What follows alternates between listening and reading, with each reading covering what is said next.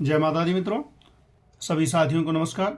आज पंडित दीनदयाल उपाध्याय जी की पुण्यतिथि है और उनकी पुण्यतिथि पे मैं उनकी कुंडली के माध्यम से आप लोगों को उनकी कुंडली के माध्यम से उनका जो मृत्यु का रहस्य है वो जानने की कोशिश मैंने की है और वो आप लोगों तक मैं पहुंचा रहा हूं कि आखिरकार उनकी मृत्यु क्यों हुई, आखिरकार कुंडली में ऐसा क्या योग था जिससे ये सारी बातें निकल के आ सकती हैं।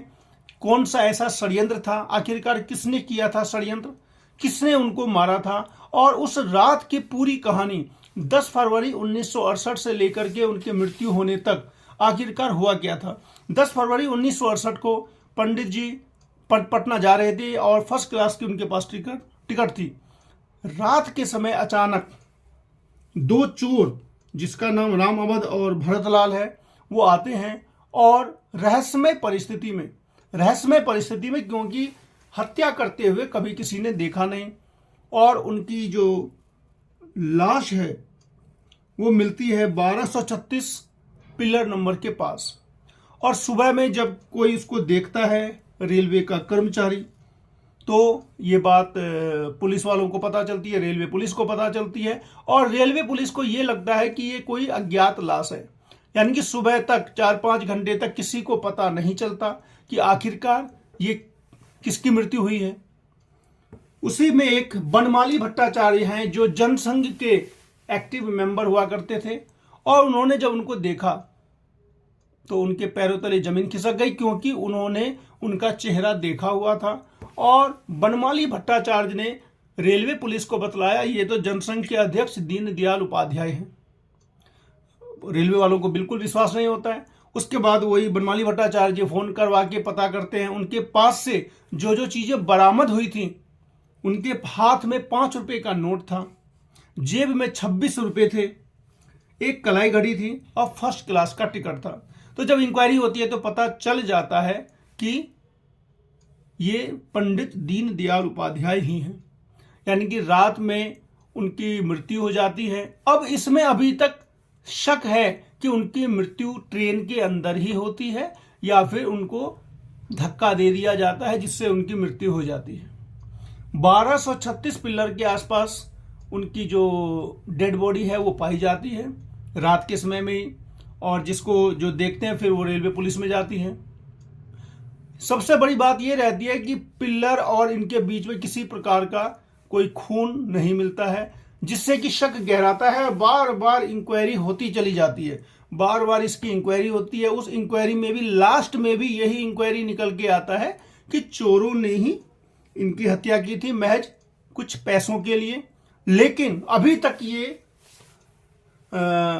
तिलिस्म बना हुआ है, रहस्य बना हुआ है क्योंकि चोरों ने अगर इनकी हत्या की होती तो जो चोर दो पकड़ाए राम अवध और भरतलाल ये दोनों ही जेल से छूटे हुए कैदी थे, दोनों अलग अलग जेलों से निकले हुए थे। तो दोनों ने मिलकर कैसे इस घटना को अंजाम दिया, इसके पीछे भी बहुत बड़ा रहस्य है। तो मित्रों इसमें लगता यही है कि ये किसी षड्यंत्र का शिकार हुए थे, राजनीतिक षड्यंत्र का शिकार हुए थे। लेकिन उस राजनीतिक षड्यंत्र का शिकार होने के बाद भी सीबीआई इंक्वायरी होती है, बहुत सारे जस्टिस चंद्रचूड़ की भी एक कमेटी बनती है। सब कुछ निकलने के बाद लास्ट में यही आता है कि चोरों ने ही उनकी हत्या की। तो ये तो सभी लोग जानते ही हैं कि उनकी मृत्यु हुई अब मुगल सराय स्टेशन के आसपास हुई थी। तो मुगल सराय स्टेशन का नाम भी बदल दिया गया, पंडित दीनदयाल उपाध्याय जंक्शन हो गया। और पंडित जी के नाम पर लाखों योजनाएं हैं, हर राज्य में हैं। और इनके बारे में अगर हम ये बात कर रहे हैं तो इसीलिए बात कर रहे हैं कि आखिरकार इनकी मृत्यु क्यों हुई, किसने की और जिसने की वो दोषी, उस दोषी को क्या सजा मिली। तो अभी तक यही होता है कि वो जो 2 लोगों को लास्ट में नाम आता है उनको थोड़ी बहुत सजा मिलती है, बाद में वो छूट जाते हैं। मित्रों अगर मैं इनकी कुंडली की बात करूं तो इनका जो बर्थ डिटेल मुझे मिला है इंटरनेट से, चूंकि वो सही बर्थ डिटेल है क्योंकि 12 बजे का टाइम नहीं है, 25 सितंबर 1916 1:58।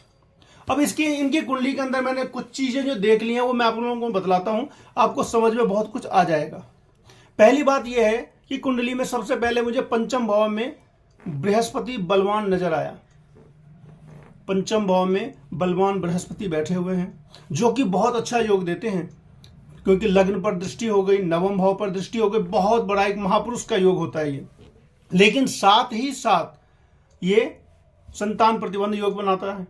तो संतान का प्रतिबंध योग, इन्होंने तो शादी ही नहीं की थी।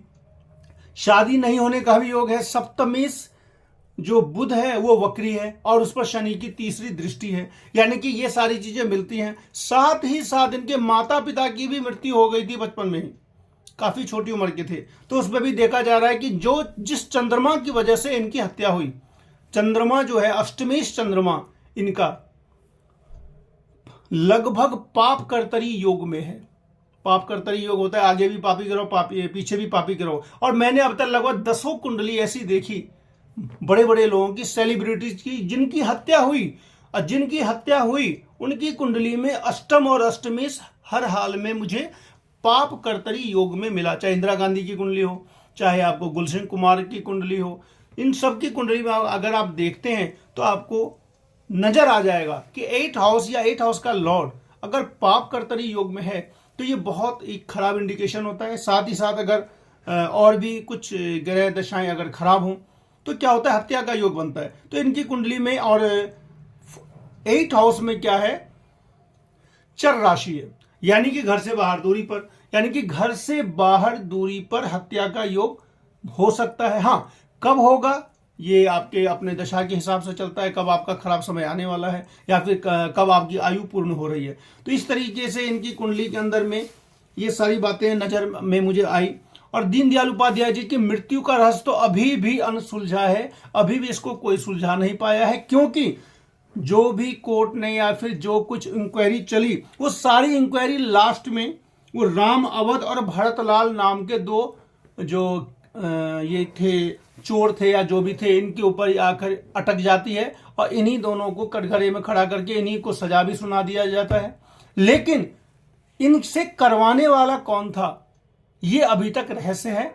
और कुंडली के अंदर में क्या होता है, जब अष्टम भाव या अष्टमेश पाप कर्तरी योग में रहता है तो साधारण हत्या हो ही नहीं सकती, षड्यंत्र वाली हत्या होती है। जैसे कि इंदिरा गांधी की कुंडली में अगर है और गुलशन कुमार जी की कुंडली में भी है, तो ये षड्यंत्र वाली, यानी कि कोई न कोई पक्का आपका जो दुश्मन होगा, बड़ा दुश्मन, वो आपकी हत्या करवाएगा। तो इस तरीके से मैंने आप लोगों को बतलाया।